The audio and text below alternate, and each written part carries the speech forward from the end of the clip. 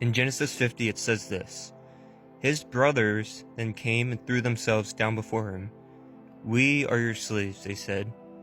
But Joseph said to them, "Don't be afraid. Am I in the place of God? You intended to harm me, but God intended it for good, to accomplish what is now being done, the saving of many lives."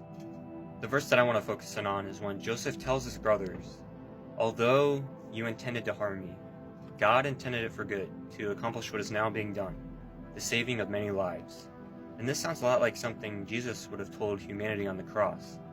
And if you're not aware of the story of Joseph, in Genesis, he was sold by his own brothers into slavery because they were jealous of him. And instead of becoming a slave for the rest of his life, God blessed Joseph, and he rose to power and became second in command of Egypt.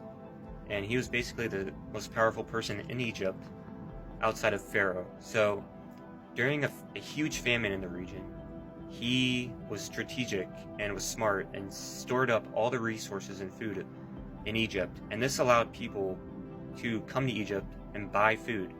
So he was essentially saving lives.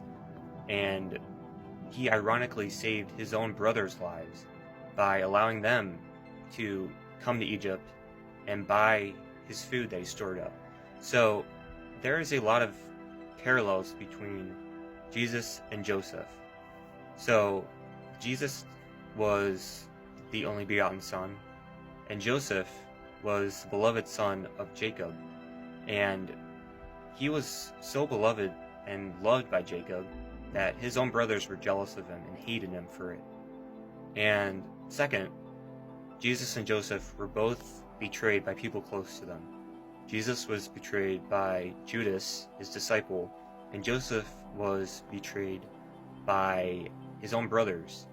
And third, the enemies of Jesus and Joseph both played a role in the redemption. So for instance, Jesus, he was targeted by the religious leaders and his plethora of other enemies. They tried to crucify him.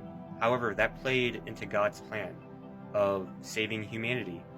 Now in Joseph's story, Joseph, his own brothers tried to harm him and sell him into slavery. However, that ironically saved their lives. Like, if Joseph wasn't sold into slavery, the brothers could have starved to death, and Jacob could have starved to death too, because he wouldn't have risen to power and strategically saved up all the resources in Egypt.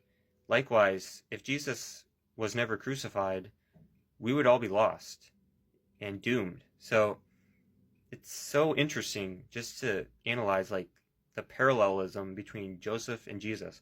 And you could do this with like so many other people in the Bible. Like, there's so many foreshadowings of Jesus in Genesis. It's so interesting. Like in Genesis 3, there's like, even in Genesis 3, there's like something where Jesus is foreshadowed, like the Messiah is foreshadowed as, defeating Satan. So it's so interesting how even Genesis foreshadows the Messiah.